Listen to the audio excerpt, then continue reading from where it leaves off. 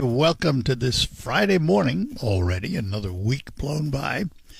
And we continue our celebration of our 75th anniversary at WSGW. Final day of this week celebrating.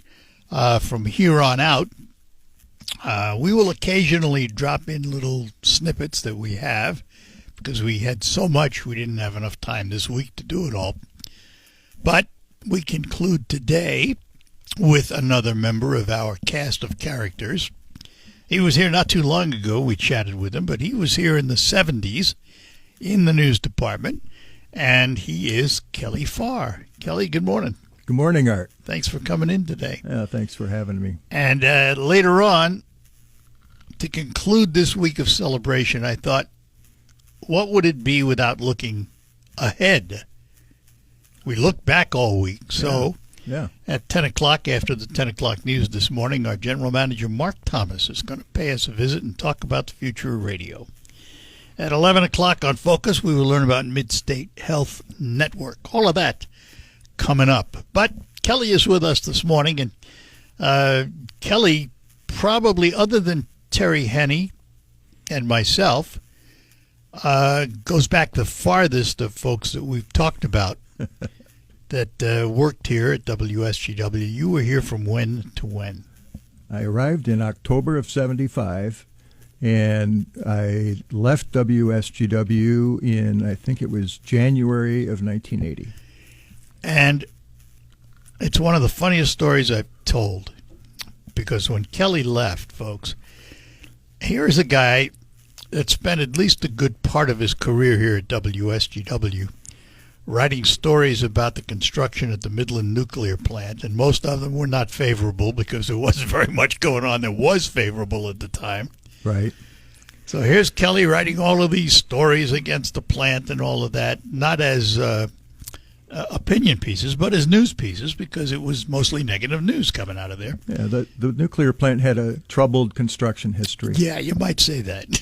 You might say that. Yep. And a little bit of cost overrun. So Kelly announces to us in 1980 he's leaving. He accepted a job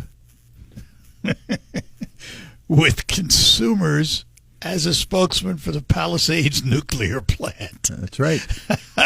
Back then it was Consumers Power. Yep. And the Palisades nuclear plant was an operating nuclear plant in southwest Michigan. It had been there quite a while.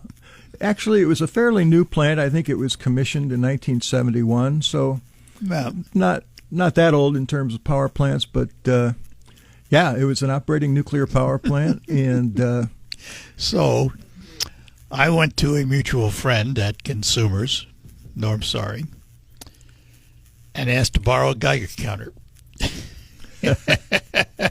And in our little, what was a break room here at the radio station, before Kelly left, I said, hold on. We took the Geiger counter and ran it up and down him. We knew he wasn't radioactive, but we said we were going to keep it as a record so that when he came back from Palisades, we could check him again. It was funny.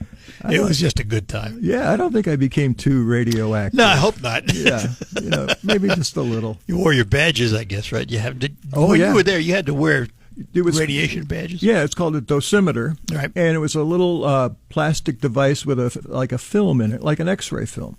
And you wore it on your belt, and it had a little clip like an ID card that you put on your pocket. It has a clip. And there was a department called the Health Physics Department, and they checked your dosimeter every quarter to make sure that you weren't getting any more radiation exposure than background. Because we all do get background radiation. Well, we get that anywhere. I mean, just from the sun we can get that. So. Right. And I remember there was the area where there was radiation exposure was inside the containment building, which was the cylindrical building that you see in pictures of nuclear power plants. It's a 3.5-foot thick concrete walls. And the reactor sits inside that, and workers went in there and they timed their work duties. If you had to repair a pump, to expected radiation exposure and how long you could be in there. Did they go in radiation suits or just they wore special clothes, right? Yeah, anti-contamination outfits like the white suits, the moon suits that you see on TV. Yeah. And that was just part of the deal. And so we paid close attention to that, but it didn't seem to cause me any problem. I'm still here to tell the tale and happy to be so. After all those years of writing those stories, we just thought that was so funny.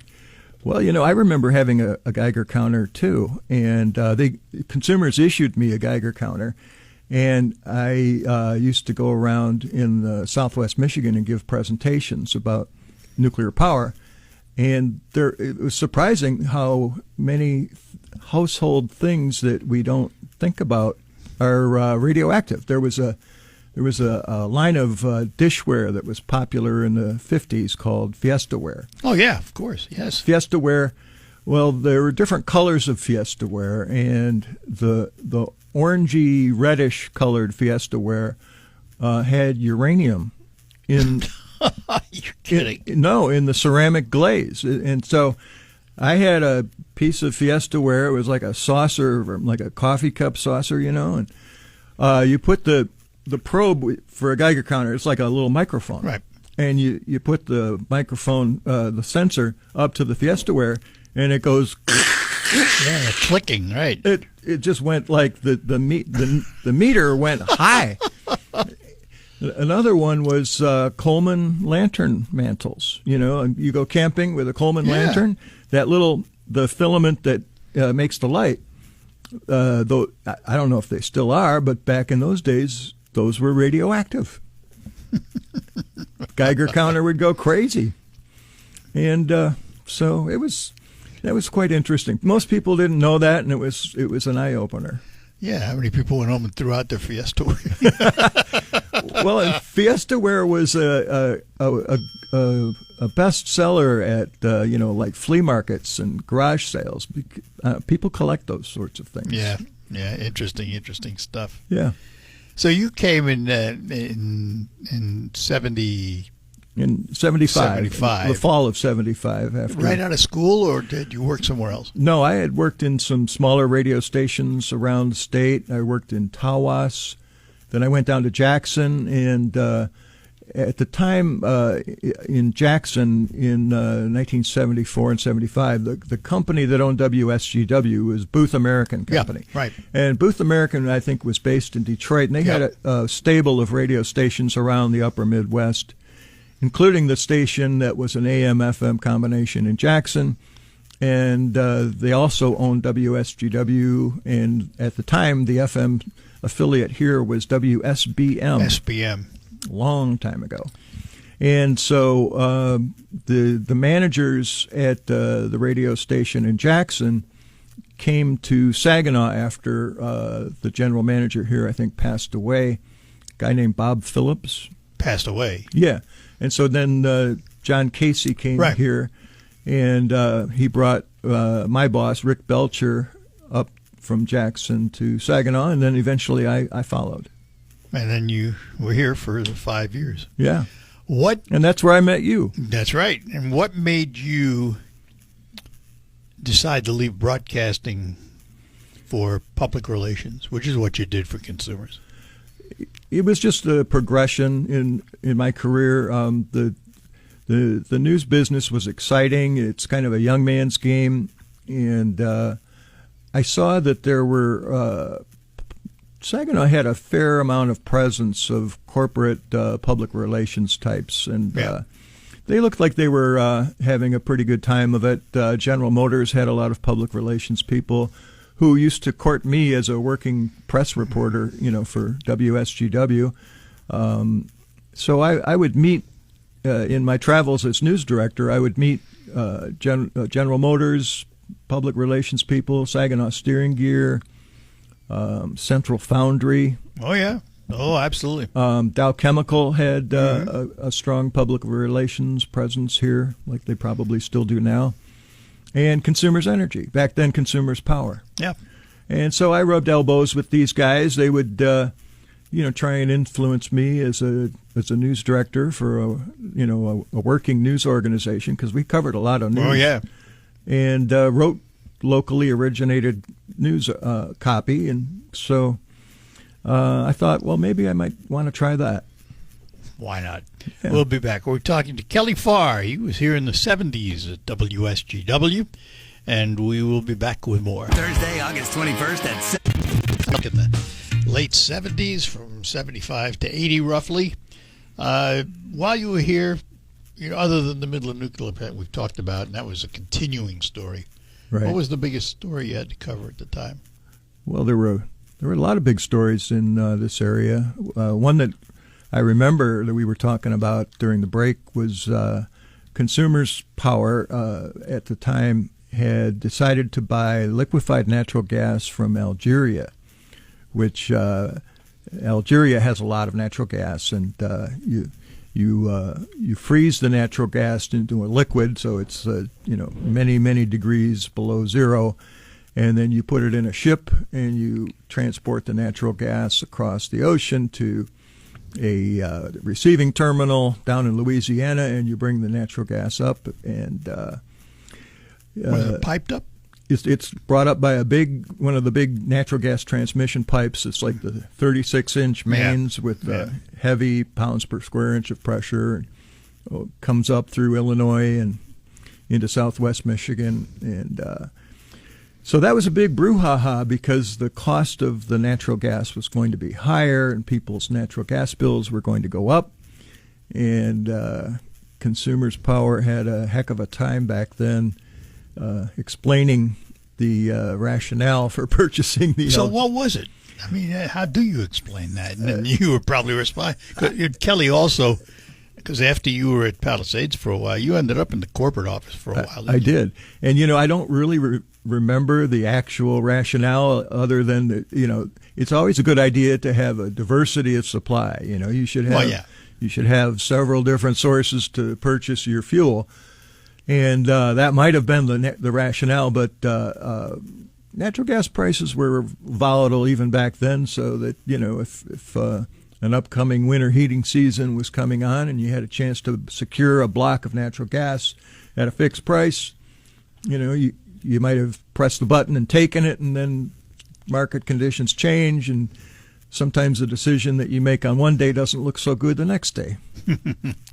Yeah. How true is that? Wow. It is interesting, though, your time here, given what you did afterwards. You spent much of your time chasing consumer stories while you were here. Right. There was another controversial, little-known story from back in those days. Consumers was interested in building a wood chip burning power plant in Hersey, Michigan, which is, I think, over in Osceola County, up there by Big Rapids and Reed City, in that area. And this was just going to be a small, about 30 megawatt power plant, which is, compared to like the MCV today, which is about a 1,500 megawatt power plant, or back in the day, Carn-Wedock was over 2,000 megawatts of electricity. So a 30 megawatt power plant is not big, but we have some of these wood chip burning power plants around the state now, but you never hear of them. You don't, and they burn waste wood chips from logging operations, sometimes from demolished homes where the waste wood is chipped, ground up, and burned in a boiler. And this Hersey wood chip burning power plant never happened because citizen opposition arose, and it just became a political storm over in that part of the state. What were they afraid of? Stack emissions, or just general whatever consumers wants, we don't want it. Okay. Kind of thing. Big corporation, we're against them. So how much of an adjustment was it for you to have having written about all of these things going on for 5 years, now all of a sudden you're on the other side having to write positive PR. How big a change was that? You know, you use some of the same skills, and you become an advocate for your employer. And it was a little bit of a culture change for me. WSGW was a small business. You know, I think we had probably about 25, 30 employees here back when I was working here. And Consumers back then was larger, I think, than it is now. I remember they said something like 12,000 employees. I think now it's down to about 8,000 or 9,000 employees. But Consumers is a big corporation, and you're one cog in the machine, as opposed to, you know, a major part of a smaller business. So it was a transition. It was a happy one for me. It was a challenge. I ended up liking working for a big corporation. There were people I met. The people at Consumers were some of the best people I've ever worked with, all around the state. The utility serves from, you know, the Ohio and Indiana border all the way up to the Straits of Mackinac and Lake Huron to Lake Michigan. So it's got a lot of presence in Michigan. It was a great company to work for. And you did for a lot of years. Yeah, 29 years I worked at Consumers and CMS Energy, which is the parent corporation. Yep. Which was a lot of fun too. And, you know, what do you think today, because you were on the inside of it, when you hear that we're going to have all these windmills, all of this solar, at the same time we have AI sucking huge quantities of electricity at databases. Right. Industry coming in that's going to require lots of electricity. Where are we going to get it? Well, we're going to get it from natural gas-fired power plants and potentially small nuclear reactors. If you read the speculative trade press about, you know, the future of nuclear, but you know, you see a lot of windmills out in the Thumb and in Gratiot County, and those big blades look like the three-bladed you know, fan blades. Those machines produce about, some of them are like 1.5 megawatts, maybe for each one. For each one, yep, 2.5 megawatts. But the reality for me is that they don't produce that much electricity, and they don't produce it 24/7. It's an intermittent form of power, and I want my electricity 24/7. I don't want it intermittent. So if you have a lot of reliance on wind, you're going to have a backup for it for when it's not there. Which brings about the concept of these storage facilities, huge battery plants, if you will. Well, yeah, and those are not. They're not going to efficient. supply. No. You've got to have the electricity that's running our voices over the transmitter into people's homes. The sound that we're getting from the electricity is electricity that's being produced off a generator right now. Right. And the United States has an abundance of natural gas. We have natural gas-fired power plants, which now that utilities are shutting down their coal plants, the natural gas is the main source of electricity that we're depending on right now, and it does a wonderful job. Yeah. Talking to Kelly Farr. Kelly was news director here from 75 to 80 at WSGW as we continue celebrating our 75th anniversary. We'll be back with more after these notes. Let me talk about Quick Lane in Freeland, right next to McDonald Ford. You know, it's been a tough year for people with allergies, and we all know that if you have them. Quick Lane in Freeland has an answer to keep you healthy while driving. It's called FrigiFresh. Here's John to tell you about it. FrigiFresh. Hi, John.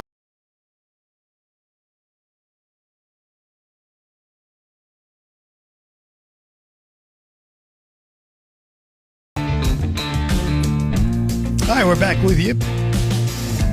You're on WSGW, the Art Lewis Show, continuing to celebrate our anniversary, 75 years of broadcasting for WSGW. And one of the individuals responsible for that from 75 to 80 was Kelly Farr, our news director back then. What do you remember about the politicians back then, and how many of them did you interview? Oh, well, there was a lot of political activity in the Saginaw Valley back in the mid to late 70s. The situation, well, Nixon had resigned in Washington, and Gerald Ford was, became the succession president. So that, he was from Michigan, and that was a big deal. And in '76, there was a presidential election where Ford ran against Carter. And this area was seen as a swing area, just like it is now. And so you had national politics with Gerald R. Ford coming to Saginaw, Jimmy Carter coming to Saginaw. And I was a young reporter, kind of in awe. I remember being on a press bus when Jimmy Carter was campaigning in Saginaw and seeing people like CBS News heavyweights like Roger Mudd walking up the press bus aisle thinking, wow, it's Roger Mudd. He's the national political correspondent for CBS News. This was a big deal. It was, but it was also a time of discovery for me. And I'll tell you why. You talk about a guy like Roger Mudd. Mm-hmm. He may have been walking up the aisle of that press bus, but his feet worked like yours did. Yep. His legs worked like yours did. And what you discovered, if you had any time to talk to any of these people, is they're just people. They're just human. That's just their job, He's just a guy. Yep. And I found that to be true of the presidents, too. I've interviewed 7 of them, and they've all been the same. I mean, the only one that was annoying, and I've told this story on the air, was Gerald Ford. Really? Not as an individual. Okay. I loved him as a man. As a person, he was great, and he was just a person. Yeah. The interview I did was for television. I had 15 minutes with him. Mm-hmm. During that interview, he never blinked, I don't think. He never looked away from you. He stared at you, and it was the most distracting, annoying thing. I had to force myself to. I'm not one who uses a lot of notes and questions. I don't write pre-notion questions or anything like that. But for whatever reason, for Ford, I figured, well, I better be prepared, Yeah. And I forced myself to look down at my notes so I didn't have to stare at him because he was staring. He never looked away. Never, ever. Okay. It was like burning a hole through you. Yeah. It was the most unusual interview I ever did in my life because of that. Well, he came to Tri-Cities Airport. That's where it was. I was upstairs. Yep. And I remember he had a presidential news conference upstairs at Tri-Cities Airport, and about 25, 30 reporters, and I got my picture taken with shaking hands with Gerald R. Ford while he was president. And a couple months later, a picture of me and the president came in the mail from the White House, and I thought that was pretty cool. Yeah, absolutely. They were very good about that. Very good about that. Yep. I will take one more break and come back and finish up as we chat with Kelly Farr. Gotta go.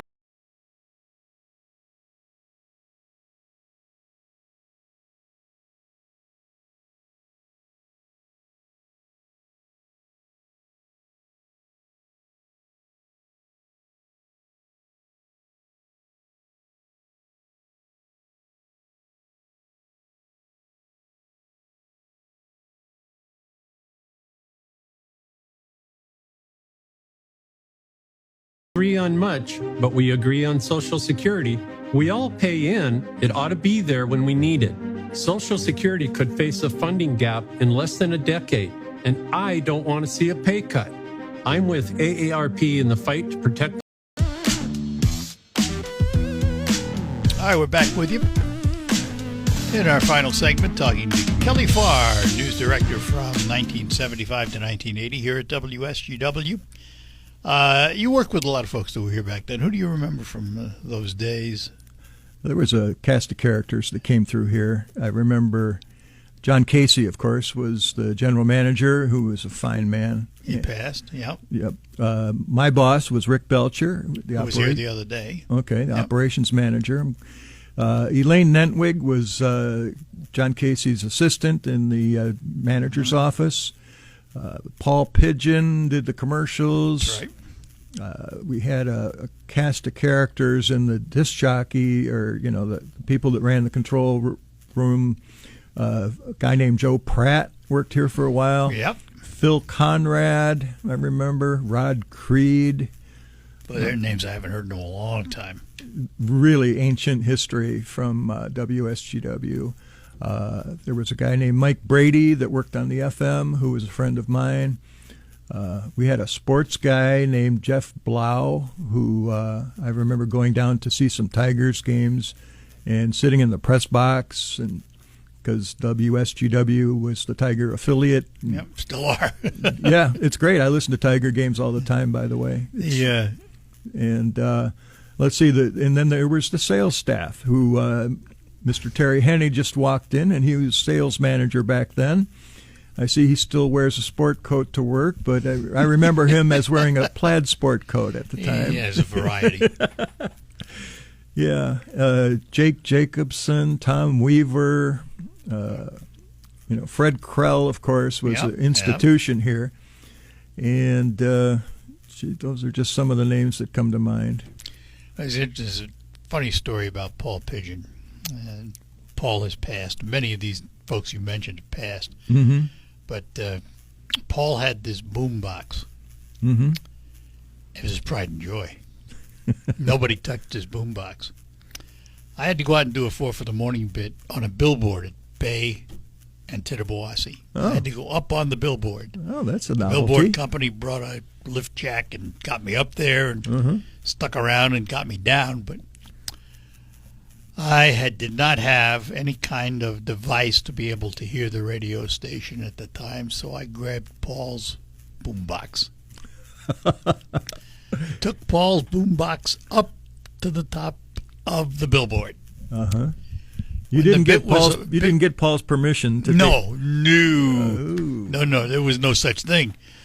And so at the end of the bit, I'm ready to come down, and I'm about to step off into the bucket from the truck that they brought in to get me down. Yeah. And I slipped, and the boombox fell out of my hand. Oops. It was like watching slow motion as it went down to the ground and shattered. So I gathered it all up, put it in a box, put the box in Paul's office. Paul, I have and something. Disappeared. Oh, never forget it. Oh, and what did Paul do when you informed him of the misfortune? I don't remember what happened after the yelling stopped. I do remember. I think I got him another boombox. So. Yeah, he was a very creative commercial maker. He was. Oh, Paul was. Yeah, and he was Native American, really. Right. And he was from Sault Ste. Marie. Sault Ste. Marie, and stayed in touch with the tribe and used the tribal services, medical services, and everything. Yeah. But great guy. Yeah. He and his wife, they both passed now, but we had some good times with Paul. Yeah, the people here, I just remember as really being the best. There was the receptionist. Anna Miles was a This receptionist. picture is right over your shoulder up there. Oh yeah, Anna Miles. There's a plaque remembering her after she was tragically killed by her former husband. Yep. There was another receptionist named Josie who worked here, and I remember another commercial lady named Chris Mendel. Chris was here, did some stuff on air with us, and Chris was here quite a while. Salesman named Tom Weaver, who worked here for a while. A lot of people cycled through. One of them cycled away with you for a while. Yeah. Right. That's Susan Dewar, who I ended up marrying. You spent a number of years with Susie. Yes. We raised 2 wonderful children. Where are they now, by the way? We had a 44-year-old son, Mac Farr, who's in Detroit, and he's executive director of the Villages, which is like a civic organization on the east side of Detroit, and daughter Catherine Farr, who's a nurse in Saline, Michigan, outside Ann Arbor. Oh, so they're both down there. My 2 sons are both in the Detroit area. Yeah. Yeah, and two lovely granddaughters. See, I haven't got any of those. Mine married late in life. I have 2 grand dogs. Yeah, well, there's no rhyme or reason on grandparenthood. I've had colleagues who,